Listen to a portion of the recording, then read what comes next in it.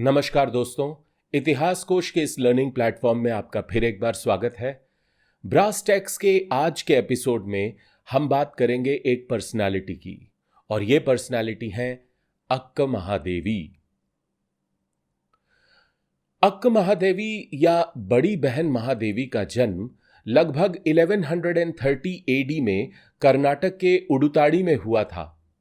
जब वे एक छोटी लड़की थीं, तभी वे गांव के मंदिर में स्थापित शिव की मूर्ति से प्रभावित हो गई थीं। अक्क महादेवी ने कन्नड़ में लगभग 350 वचनों की रचना की। कन्नड़ भक्ति सेंट्स और डिवोटीज, जिन्हें शिव शरण कहा जाता है, के वचन वीरशैव सेक्ट के स्क्रिप्चर्स माने जाते हैं, जो संस्कृत वेदों को एक्सेप्ट नहीं करते हैं।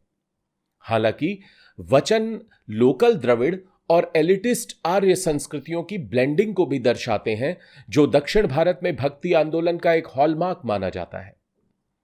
अक्क महादेवी पहली महिला शरण थीं और लगभग 50 अन्य महिला योगियों ने उन्हें फॉलो किया।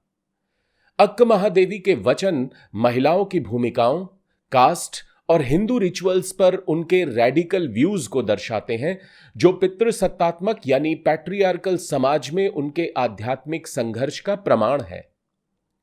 उनके वचनों का अंत उनकी सिग्नेचर लाइन से होता है, जहां वे शिव को चन्न मल्लिकार्जुन या देवी मल्लिका के सुंदर स्वामी के रूप में पुकारती हैं। यंग अक्क महादेवी की सुंदरता ने जैन राजा कौशिक का ध्यान आकर्षित किया और शायद उन्होंने उससे शादी कर ली।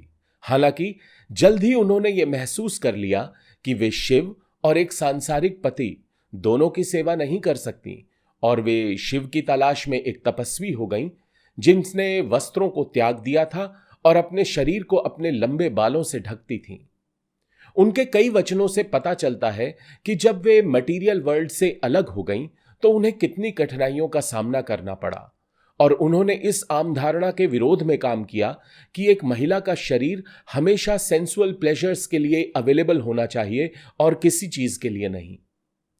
अक्क ने चन्न मल्लिकार्जुन को छोड़कर सभी पुरुषों को अपने भाइयों के रूप में देखा। लस्टफुल पुरुषों की अनवांटेड अटेंशन जैसी कई परेशानियों और चुनौतियों का सामना करते करते वे कल्याण पहुंची, जहां वीरशैव संत बसवन्ना और अल्लम प्रभु रहते थे। एक स्त्री द्वारा संन्यास ग्रहण करने के तरीकों के बारे में बसवन्ना और अल्लम प्रभु के सवालों के जवाब में उन्होंने कहा कि शरीर के साथ क्या हुआ यह बहुत महत्वपूर्ण नहीं है। उनके अनुसार सच्चाई यह है कि वे पवित्र थीं, क्योंकि उनकी आत्मा शिव की थी, जो उनके सच्चे पति थे। गॉड को एक डिवाइन प्रेमी के रूप में मानने में अक्क महादेवी 9th सेंचुरी की वैष्णव संत आंडाळ और मीराबाई, जो 16वीं शताब्दी में हुई थी, से मिलती जुलती हैं। दोनों ने नेचर से ली गई इमेजेस के साथ कृष्ण के लिए प्रभावशाली भजन लिखे। हालांकि इन दोनों वैष्णव भक्ति संतों से अलग अक्क महादेवी एक ऐसी योगी थीं, जो क्रिएशन और डिसोल्यूशन के गॉड शिव से प्रभावित थीं। उनके कुछ शुरुआती वचनों में शिव की फिजिकल ब्यूटी, उनकी चमकदार लाल जटाओं और यहां तक कि उनके दांतों का भी वर्णन मिलता है। हालांकि अधिकांश कविताएं इंटेंस और झकझोरने वाली ही है। पुरुषों द्वारा पूछे जाने वाले प्रश्नों पर इस महिला सन्यासी ने उत्तर दिया कि स्पिरिचुअल गोल्स के लिए वर्ल्डली पैशंस को त्यागने से पहले व्यक्ति को इन पैशंस का अनुभव करना चाहिए। अन्य वचनों में वे शिव के प्रति अपने प्रेम के साथ रिचुअल्स, कास्ट और वर्ल्डली पोजेशंस की तुच्छता की तुलना करती हैं। अक्क कन्नड़ के सर्वश्रेष्ठ कवियों में से एक हैं। जिस तरह से अक्क की सभी सांसारिक चीजों के बारे में प्रोफाउंड डिटैचमेंट, शिव के प्रति उनके प्रेम की गहराई, उनसे अलग होने की पीड़ा और उनके साथ मिलन के आनंदमय उत्साह को भाषा में व्यक्त किया गया है, वह आश्चर्यजनक है। उनकी भावनाओं की इंटेंसिटी, उनका इंट्रोस्पेक्शन और उनका पर्सनल टच अक्क के लेखन को प्रभावशाली बनाता है। भक्ति संतों ने समान रूप से कहा कि भक्ति ब्रह्मैनिकल रिचुअल से सुपीरियर है, और उन्होंने संस्कृत की बजाय अपनी क्षेत्रीय भाषाओं में भजनों की रचना की। कई अलग अलग जातियों से ताल्लुक रखने वाले ये संत स्थानीय परंपराओं को अपनाते थे, जिन्हें पॉपुलर रिलीजन ने हाशिए पर डाल दिया था। सबसे रेडिकल चैलेंजेस में से एक कन्नड़ संत बसवन्ना ने प्रस्तुत किया था। वे संस्कृत शास्त्रों में वेल वर्स्ड एक ब्राह्मण थे, जिन्हें वीर शैव संप्रदाय के संस्थापक के रूप में जाना जाता है। उनके संरक्षण में वीर शैवों ने हिंदू रीति रिवाजों और जाति के साथ साथ जैन धर्म को भी खारिज कर दिया, जिसके फॉलोअर्स आज के कर्नाटक राज्य के एरियाज में कमर्शियली डोमिनेंट थे।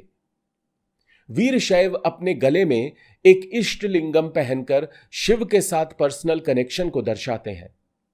बसवन्ना के समतावादी यानी इगैलिटेरियन रवैये ने अक्क महादेवी को एनकरेज किया, जिन्होंने कल्याण के आश्रम में महिला योगियों के लिए स्थान को सुनिश्चित किया।